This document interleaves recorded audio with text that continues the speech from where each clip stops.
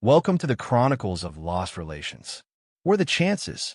After a decade of silence, there she stood, my former spouse, at a booth in the very convention I was attending.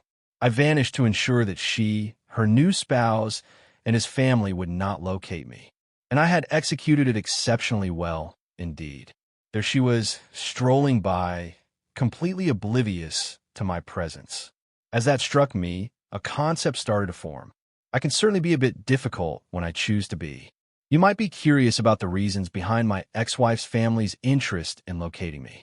Indeed, they were part of my family as well, in a different time. Her present spouse is my biological elder sibling.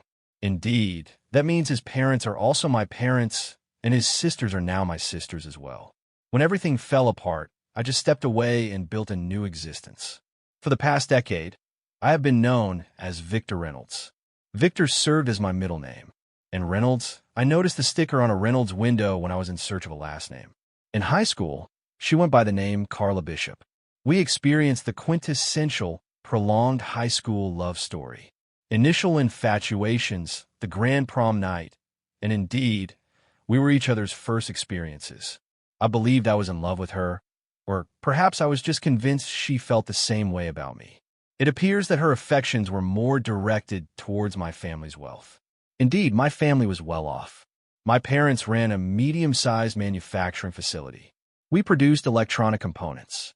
We possessed a variety of standard components, yet they were not our primary revenue stream. Honestly, the competition from China has really outdone us with their pricing. We maintained adherence to the Made in America standards. The majority of our market consisted of small-scale, high-value products. We crafted and constructed specialized components tailored to meet the specific needs of our customer. It became evident that it was extremely lucrative. All right, let me share some details about my family. Naturally, there were mom and dad. The business was established long before my arrival into the world. My father held a degree in electronic engineering. His closest companion held a degree in manufacturing engineering. My great-grandfather on my dad's side amassed a considerable fortune during the Depression by lending money to those unable to afford homes. When the payments fell through, he took action to foreclose on the land. He managed to sell the same piece of land multiple times to various buyers. Perhaps that sheds light on the origins of my family's profound absence of ethics. Eric happens to be my older brother. I shared with you the details regarding my parents. I have younger twin sisters as well. Honestly, they were the youngest in the family and the sole daughters. Indeed, they were indulged. Their whole perspective on existence was that if it didn't have a direct impact on them, they simply didn't care. If it somehow impacted them, they chose the option that had the least effect on their situation. That likely clarifies their actions when things took a turn for the worse. Thus, one cliché follows another. We tied the knot shortly after completing our second year in college. After 5 years of marriage, I returned home early one day to discover her in bed with my older brother. In the end, I realized I was merely a means to an end for her. Eric would ultimately assume control of the family business, while I would continue to be a mere worker bee. Indeed, I may hold the position of second in command, yet it is Eric who possesses all the authority, recognition, and connections to the social elite. Carla and I shared our high school years together. Our romance blossomed in the final year of high school. We both attended the nearby college. By the conclusion of our sophomore year, she found herself expecting. We tied the knot during the summer months. She chose to step back to care for the baby while I continued on to complete my degree. My family provided us with tremendous support. At the age of 20, we embarked on our journey together in marriage. When Megan reached the age of 2, Carla began her role as an administrative assistant at my family's business. An on-site daycare was available for their employees. I found myself questioning how she ended up pregnant, considering we consistently took precautions. As far as I am aware, none have ever broken. She experienced an adverse reaction to the pill, so she chose not to continue taking it. Oh well, things happen. I observed that there were a few peculiar incidents over the following 5 years. On 2 occasions, she encountered an unusual problem that kept us from being intimate for roughly a week. At that moment, it didn't seem significant to me. I longed for more children, but it had yet to come to fruition. I had a wish for a boy this time around. I cherish my daughter deeply, yet every husband yearns for at least one son to uphold the family name. Indeed, I understand the perspective of those who advocate for a woman retaining her married name. I can sense the strong voices expressing that a father is capable of imparting the same lessons to his daughter as he would to his son. Absolutely, girls can be passionate about gear and have a love for muscle cars and racing, just like their male counterparts. Absolutely, they have the potential to pursue careers as mechanics, engage in sports, and explore a myriad of other opportunities. Once more, it's one of those elements that are ingrained in the male psyche. They desire a male offspring to serve as their successor. I want to clarify that my love for my daughter was immense, and I felt joy in having her in our lives. Welcoming a son into the family would be the perfect finishing touch. The end of the week marked the approach of our 5-year anniversary. I ordered her a lovely coordinating set of earrings and a necklace from a nearby jeweler. I quietly slipped out of the office to retrieve it, planning to stealthily return home and conceal it while Carla remained at work. We both contributed to the family enterprise. They provided a daycare for employees, alleviating her concerns about caring for our daughter. I grabbed her gift and hurried back home. As I neared the house, I noticed Eric's car parked in the driveway. That was quite peculiar. He ought to have been at work, and it was entirely inappropriate for him to be at my house at this hour. A sense of unease washes over me. I left my car on the street, a couple of houses away, and made my way to the residence. The door stood ajar. I stealthily traced the sounds, guiding myself toward the master bedroom. Indeed, Eric and Carla were present, thoroughly enjoying themselves. Even now, I find it hard to believe I was able to maintain my composure. In any case, I successfully captured a solid 5 minutes of video before quietly slipping out of the house. I caught snippets of their conversation. It seemed that this situation had been unfolding for several years, at the very least. In the midst of my anger, I recognized the importance of gathering all the necessary information and formulating a strategy. Reacting impulsively would only lead to greater expenses and embarrassment. The divorce laws in this country seem to unfairly disadvantage the innocent husbands while favoring the unfaithful wives. That was particularly the case when a child was part of the equation. She would take possession of the house, while I would be left with a mortgage. She would receive custody and child support, while I would face missed visitations. She would receive spousal maintenance, and I would find myself in the position of financially supporting her while she engaged with other men. To reduce the impact, I needed to maintain this as a secret until the moment I was prepared to act. Oh, and she will not be receiving the jewelry I just purchased for her. 3 months passed before I felt prepared. Now, you might anticipate that I would share all the clever tactics I employed to sidestep intimacy with the woman, but you would be mistaken.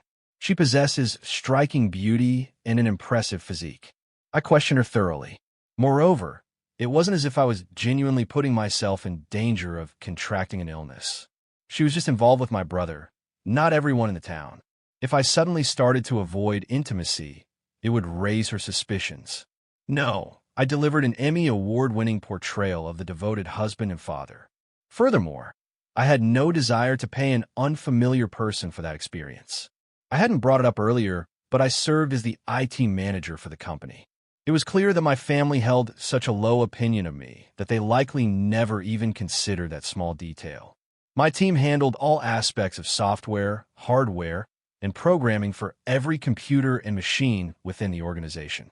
I had boundless access to all that necessitated any form of computer code. I possess unique insights within the company that I refer to as the God codes. Those codes grant me unrestricted access to all the machines owned by the company, from laptops and desktops to smartphones, CNC machines, and 3D printers. I've even taken the initiative to reprogram the coffee makers in the break room. A small tip: if you plan to undermine the IT guy, it's best not to use company resources to talk about it. Just 5 minutes after arriving at my office, I found myself immersed in their text messages and emails. Indeed, I stated everything there. I began with only Carla's and Eric's. It was then that I discovered my parents had been aware of it too. A message from Mom even talked about it with the twins, advising them to ensure that they didn't inadvertently reveal anything to me. Indeed, my whole family was aware that my brother was involved with my wife, and they appear to be supportive of it. At this moment, you might be imagining that I was teetering on the brink of a breakdown. Your assessment is accurate. I honestly couldn't imagine how this situation could deteriorate further. That was the moment it spiraled into something far more dire. Megan was not my daughter at all. She was the daughter of Eric. The 2 episodes I referenced earlier that kept us from being intimate for a time? Terminations. She underwent 2 abortions, as I was the biological father. She brought Eric's child into the world, yet she chose to end the lives of my 2. Payment was required. They had a significant amount to settle. The deeper I delved, the more I strategized. Never underestimate the power of the IT professional. Perhaps you're curious about the reasons behind this. I understand that I was. Ultimately, it was simply a matter of unadulterated greed. Eric was being prepared to assume leadership of the company. I was destined to remain just a shareholder, a small one at that, while continuing in my role as the head of IT.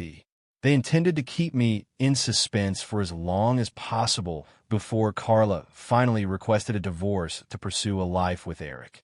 His earnings were set to surpass anything I could ever achieve. What's holding us back? It's straightforward.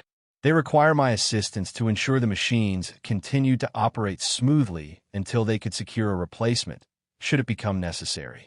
Certainly, they wish for me to simply accept the circumstances and remain, yet they also sought a contingency plan should I decide to depart. Additionally, I was caring for their child and providing support to Carla. Thus, Eric had a reduced financial obligation. He could enhance his financial situation to provide better for his wife and child in the future. They intended to keep the truth about Megan's parentage from me, effectively trapping me in a situation where I would be responsible for substantial child support payments. Over the course of the next 3 months, I started to gradually transfer funds from our investment accounts to a new account in the Cayman Islands. I convinced Carla to consider a second mortgage on the house to create a large swimming pool and entertainment space in the backyard. Naturally, she consented to that. It would allow her and Eric to host more gatherings, and I would be responsible for the expenses. The loan process spanned an entire month. I tucked that money away in the offshore account too. I would bring home some designs approximately every 2 weeks to demonstrate that I was making progress on it.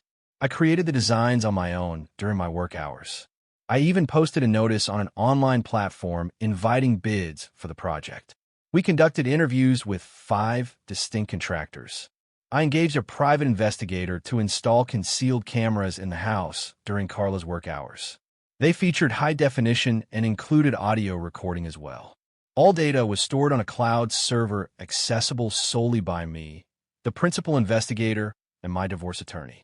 I persisted in duplicating all their emails and text messages. I printed hard copies and stored them in a newly opened safety deposit box at a different bank. That was under a different name, Victor Reynolds. I am not lacking in intelligence. I realized that when things went south, they would all be incredibly upset. They would initiate a relentless campaign and seek to recover the expenses for the havoc I was about to unleash. I established a few online social media profiles. I also developed a fictitious website portraying Victor Reynolds as an entrepreneur. He possessed an MBA along with 2 bachelor's degrees, one in business administration and the other in international finance. Neither would withstand any genuine examination, but that wasn't truly essential at this juncture. Acquiring forged documents is relatively straightforward if you have the right sources in mind. All it takes is a couple of convincing photos, a bit of misleading information, the name you wish to adopt, an address, and some additional details acquired from the dark web, along with a small cash transfer. Approximately 2 weeks later, an anonymous package arrives at your office. Never underestimate the power of the IT professional. Absolutely, absolutely, absolutely. One should not place trust in the statements of those who deceive and manipulate. I also underwent a DNA test. I gently swabbed Megan's cheek while she slept peacefully. Once I collected my own cheek swab and successfully obtained Eric's DNA from a glass he had used at the party, I carefully sealed everything and sent it off. I utilized my professional email to obtain the results. Ultimately, I was the sole individual in the organization with the ability to access anyone else's email. I found myself anticipating the moment they would discover that email after my departure, prompting them to initiate their own inquiry. All right, it's clear that I intended to come out on top against Carla in the divorce. It's clear that Eric was in for a little bit of a burn too. Now let's turn up the heat on Eric and the whole family. Eric was not going to pose much of a challenge. Eric exhibited both bullying behavior and a sense of arrogance that was hard to overlook. What I truly needed was to allow him to embrace his true self. Upon assuming control of the company, he was destined to lead it to ruin. His incompetence would guarantee the company's downfall within a few years. The company would face bankruptcy, and he would find himself ostracized in the industry for dismantling a highly lucrative enterprise. I thought I could assist him in that pursuit. Initially, I believed that the family had a debt to repay for their actions and intentions towards me. I carried out my usual tasks: counterfeit profiles, phony invoices, a few lines of code slipped into the financial software. Nothing overly conspicuous, yet substantial enough to cause significant damage once discovered. Additionally, it provided ample resources to secure my financial future for an extended period if necessary. Victor Reynolds was on the brink of significant fortune. The subsequent task involved constructing and programming the timer for the explosive device. This required a week of my time to construct. No, it wasn't a tangible explosive that would lead to physical harm or devastation. I'm a computer programmer, not an activist. This was a catastrophic failure in the software. It would create chaos, but solely in the financial aspects and operational efficiency of the company. It was designed to activate under a particular set of conditions. I had the option to trigger it manually, or would activate automatically during specific preset occurrences. It would lead to a simultaneous crash of every computer and smartphone across the entire company. All computer-operated machines would abruptly cease functioning or, even more alarmingly, spiral into chaos. For those that went off the rails, I devised a unique strategy. The CNC and milling machines were present. At last, the moment arrived. Understood. I realized that there might have been a better approach to take. It might have been wiser, or at the very least more secure, if I hadn't been present at all. My presence provided them the opportunity to face me directly. That was a drawback. This implied that they might detain me and resort to physical intimidation. Indeed, that was somewhat unwise of me. Yet, a train wreck captivates the imagination. There's an undeniable allure that captivates onlookers when they sense an event is about to unfold. Receiving ample advance notice for such an event is quite rare, allowing for the opportunity to prepare and be present to witness it. I just had to give in. Additionally, I had devised a strategy to divert their attention sufficiently to facilitate my escape if necessary. It was unnecessary. As I stood in the main lobby of the offices, I caught sight of her entering the space. In her mid-20s, she exuded a polished and professional appearance. She was truly stunning. She held a briefcase in one hand, while 3 manila envelopes were neatly tucked under her arm. That was the cue for me to start. With a smile, I entered my father's office. "What is this?" he inquired as I placed a sealed envelope on his desk. Rather than responding, I raised my hand, fingers splayed wide. 5, 4, 3, 2, 1. I meticulously counted as I lowered each finger one by one during the countdown. Absolutely not. A loud, mournful wail echoed from outside. Another countdown began as 5 additional fingers were raised. What on earth? A voice belonging to a man echoed with shouts. Just one final countdown. The striking blonde made her entrance in my father's doorway. "Is Mr. Oliver Brooks present?" she inquired with a southern lilt that was as sweet as ripe fruit and golden nectar. "Indeed, I am," he responded. She passed him a final envelope and declared, "You all have been served. Wishing you a wonderful day ahead." She snapped a quick picture of him clutching the envelope and then dashed out the door. That ought to clarify everything. I chuckled and swiftly slipped away before anyone could regain their composure and complicate my exit. The note I left on my father's desk was my prompt resignation, highlighting a toxic workplace atmosphere. The situation arose from a management and owners of the company not only accepting, but also promoting the romantic involvement between the company's president and the spouse of one of their managers. Naturally, Carla received divorce papers, while Eric faced a lawsuit for fostering a hostile work environment and alienating affection. I was also pursuing legal action against him for past child support, in addition to future obligations. A few days ago, I cleared out all of my personal belongings from my office. I had discreetly taken everything I desired from our home. Everything related to finances had also been addressed. The divorce left Carla with the house, while I had emptied most of the savings account. My attorney held the power of attorney, enabling her to represent me even in my absence. As the door clicked shut, Ethan Brooks ceased to exist, and Victor Reynolds emerged into being. That marked the final moment I encountered any of them for the following decade. Counseling has been mandated. My attorney was completely in the dark about my whereabouts, and I chose not to disclose that information. It was let go. I have been mandated to provide financial support for my child. My attorney possessed all the proof that she was not my child and that they had intentionally misled me regarding that truth. I successfully won my countersuit against Eric regarding child support. She sought alimony. I found myself without a job, and she had surpassed my earnings. My lawyer politely declined any alimony payments from her. Regarding the house, my attorney prepared a quick claim and informed her that it was hers to take.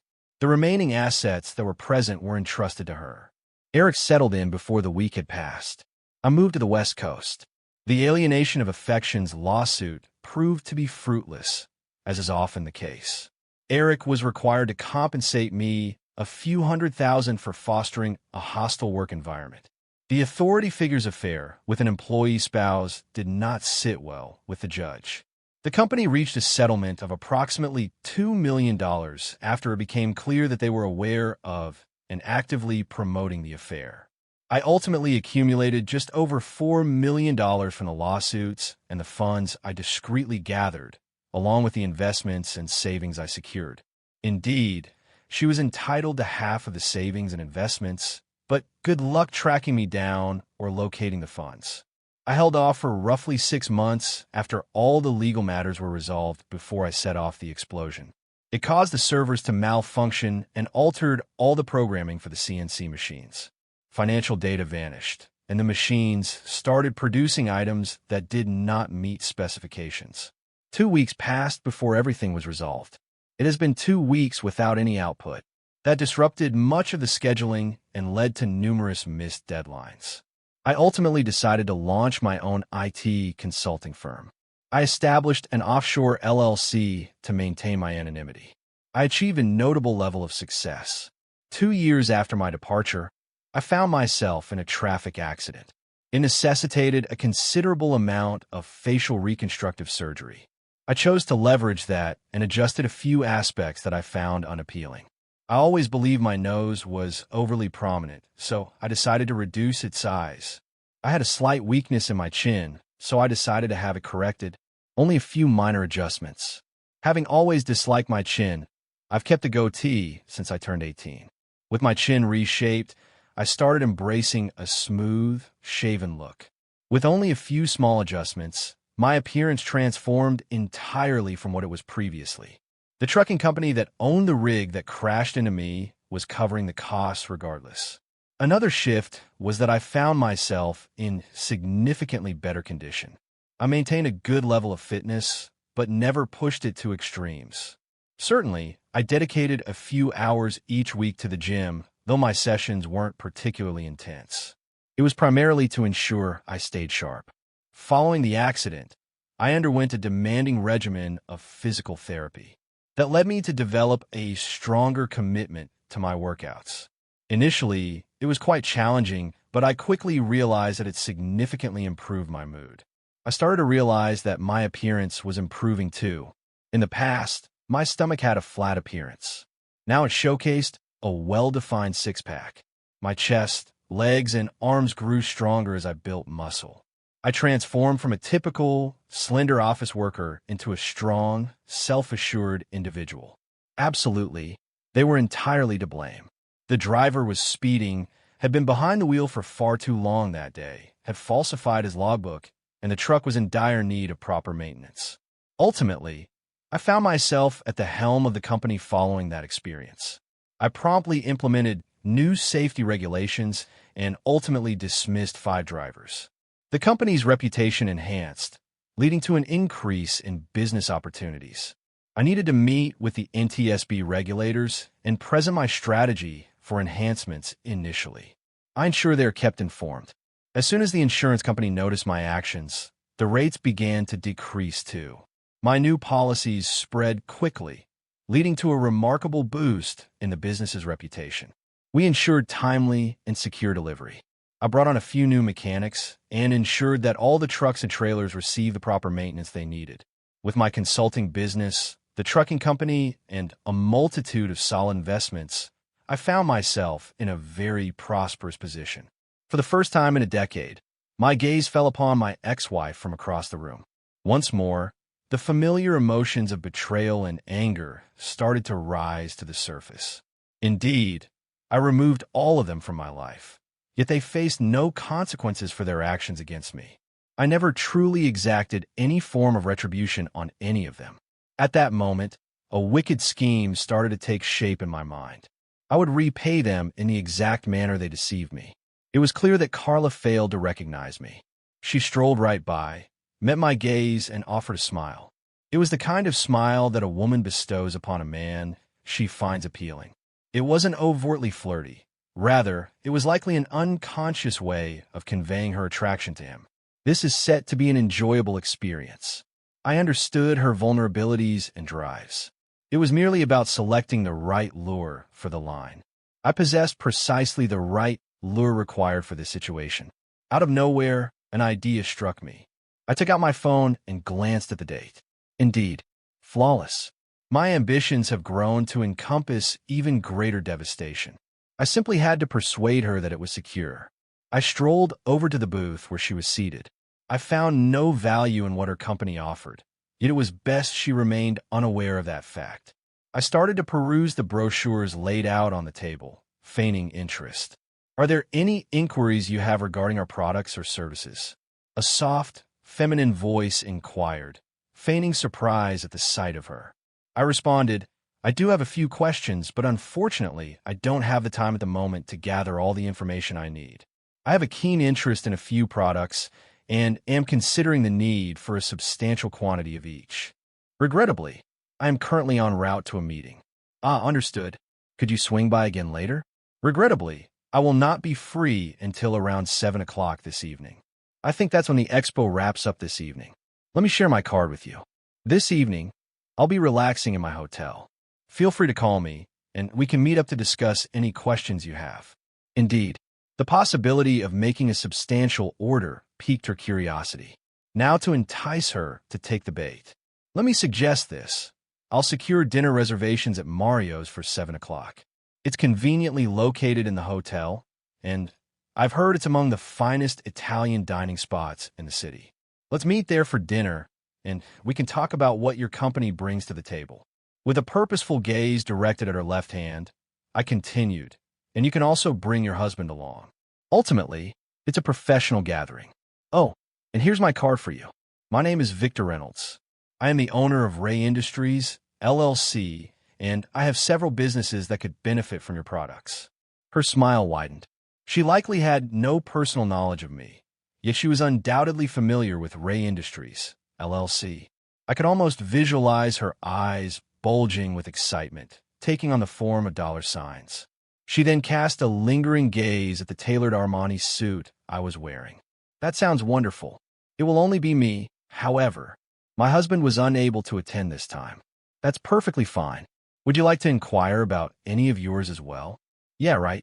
She had no intention of splitting any commission with anyone else. Regrettably, they will all be inaccessible. It will only be me. I'm confident that I can address all your inquiries. I flashed her a broad grin and strolled confidently across the room, toward the exit. I didn't have a meeting to attend. I returned to my suite, naturally. I found myself in a luxurious penthouse suite, plotting my carefully crafted revenge.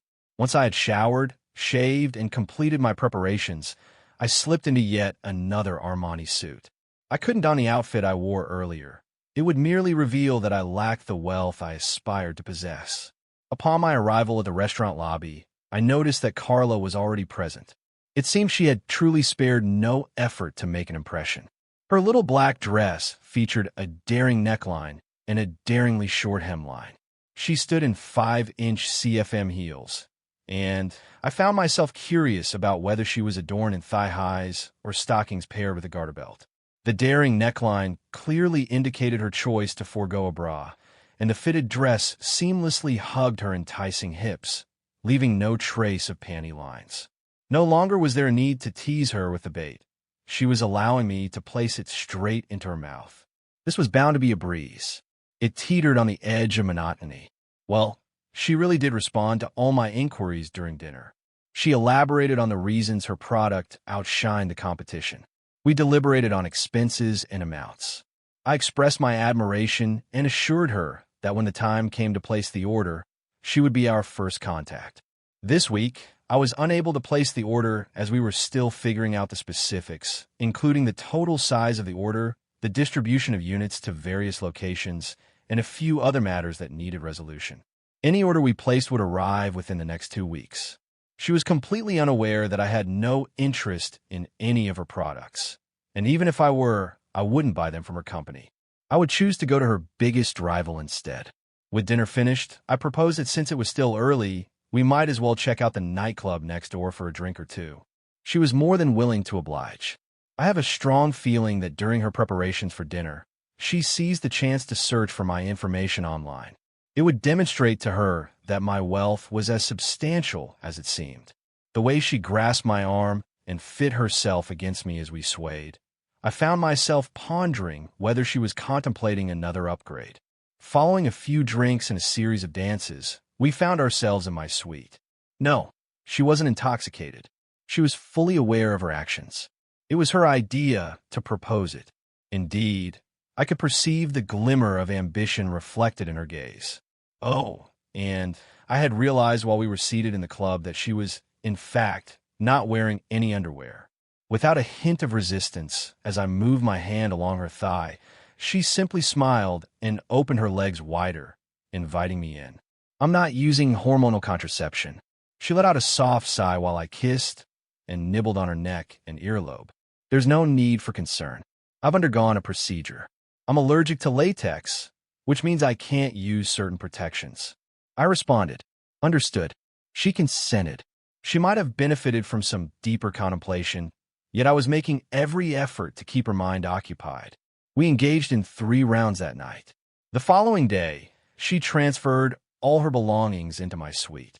We shared intimate moments every night. Is there a Mrs. Reynolds, then? Is it fiancé or girlfriend? On the final morning of the conference, she inquired. I found myself pondering whether she would eventually bring that up. It was strikingly clear that my left hand bore no embellishments. Perhaps I could explore this further and enjoy it a little more. Nope. I was in a marriage for a few years, but we eventually parted ways. We simply grew distant from one another. We were quite young when we tied the knot, and ultimately, we found ourselves divorced. I have yet to encounter anyone else, but my search continues. I believe it's time for me to find some stability in my life. I would certainly love the opportunity to meet you again. I discover that I am increasingly drawn to you. Your skills in intimacy are remarkable, yet it's the depth of our conversations and the joy of simply being in your presence that I truly cherish. How is your husband doing? Your marital status could present some challenges if we were to pursue a full-time relationship. Hey, at this point, we're just living together as roommates. We don't even share the same space at night. It's hard to remember the last time we were intimate. Before I can truly invest in a relationship, I must first address a number of business matters. I'll be embarking on numerous journeys in the coming months.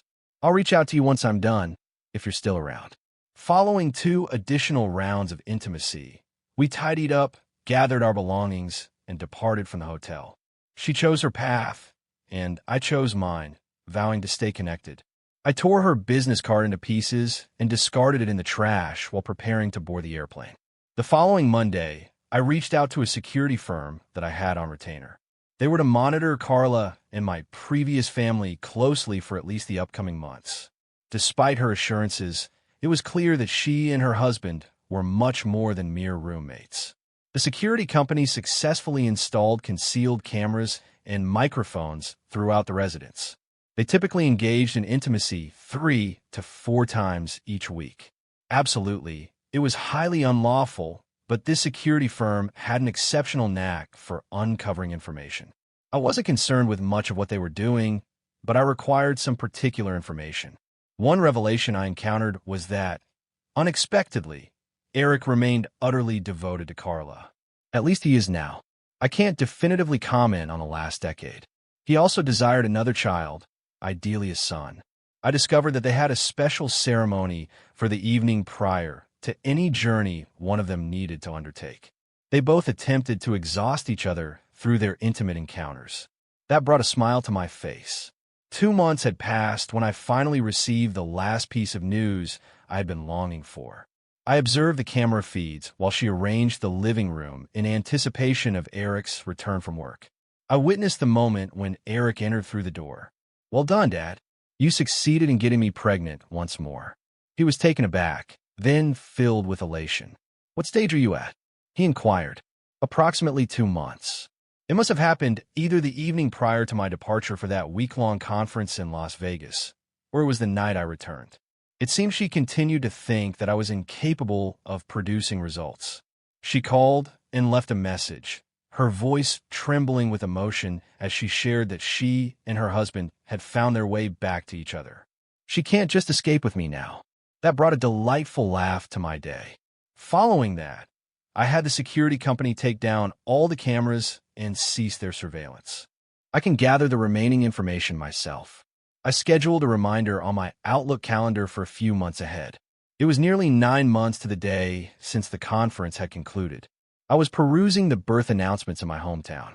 A photograph captured Carla cradling a newborn baby boy while a beaming Eric gazed over her shoulder. I had finalized the transition in leadership for all my businesses, and now I was exploring the online landscape for my hacienda in Costa Rica. No, I wasn't planning to remain confined here indefinitely. It was merely one of the locations across the globe that I possessed. Moreover, I had ceased to be Victor Reynolds. Wishing you the best in your search for him. Furthermore, he would no longer hold any significance.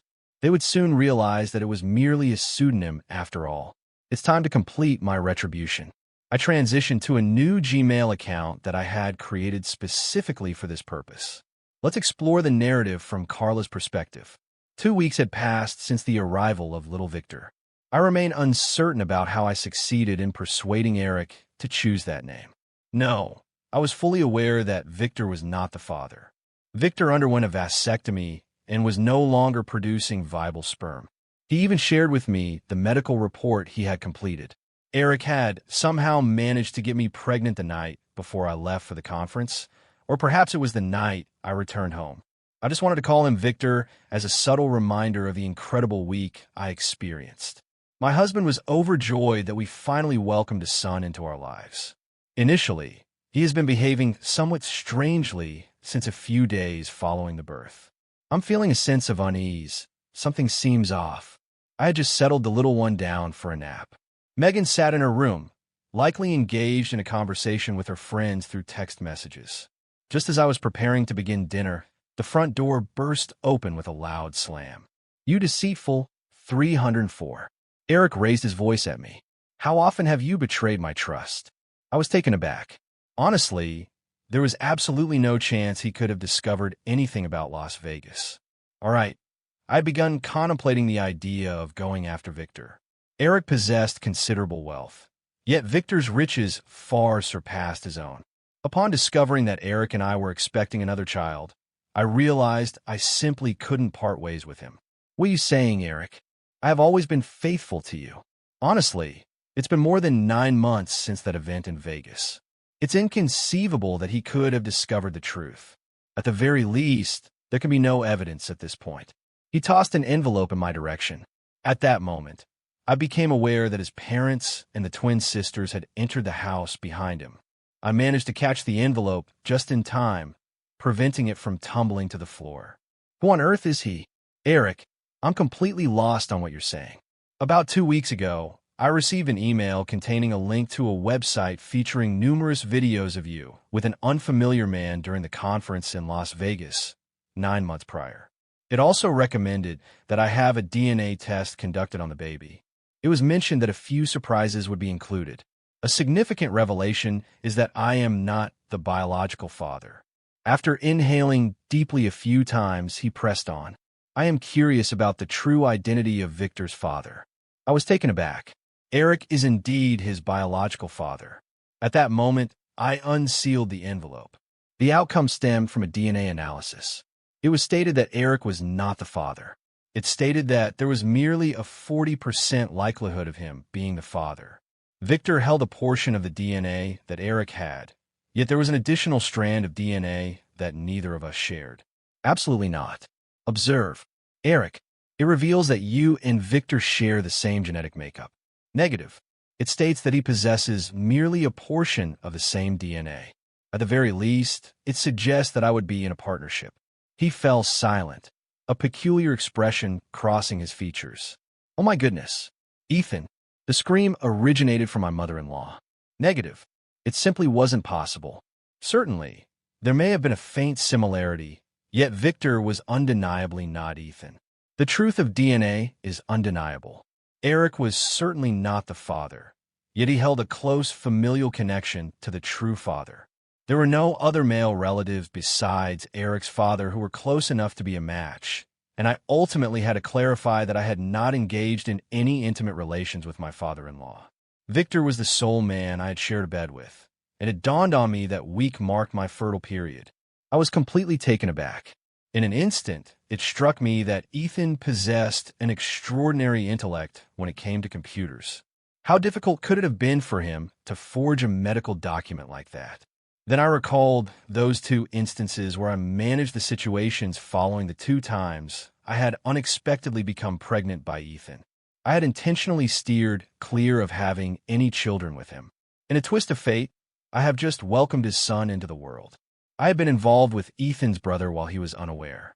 I had now, inadvertently, crossed paths with Eric's brother through Ethan. He was aware. He was aware, and he acted with intention. I shouted, "What are you referring to?" Oliver inquired. I failed to identify him.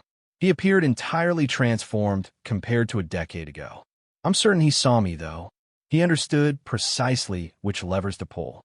He was fully aware of his actions. He captivated me. He shared with me that he had undergone a vasectomy. He even presented me with a medical report. My cycle is as precise as a finely tuned mechanism. He must have recalled that I would be at my most fertile that week. Oh my goodness. He must have recalled that I had those 2 abortions and intentionally steered clear of having his children. Well, forget him. He took legal action against me regarding support for Megan's child. Am I really going to take legal action against him for his own child support? Just as Ethan Brooks had vanished in the past, Victor Reynolds had also ceased to be.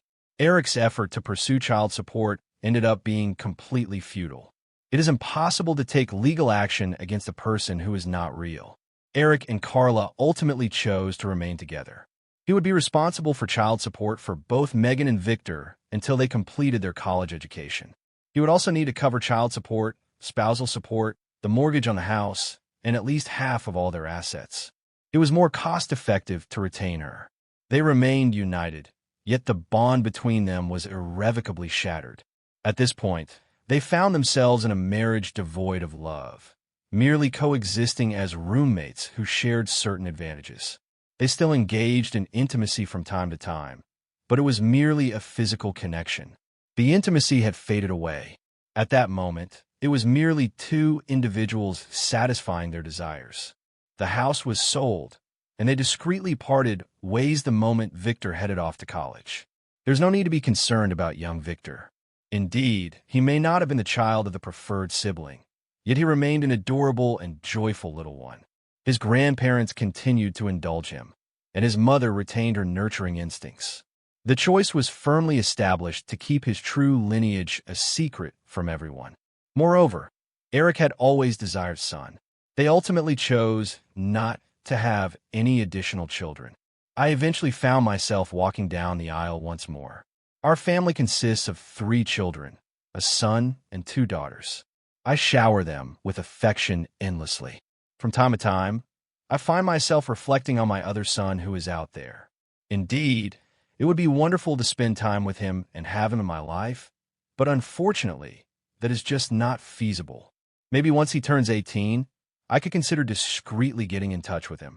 When I eventually pass away, he will be in for quite a surprise.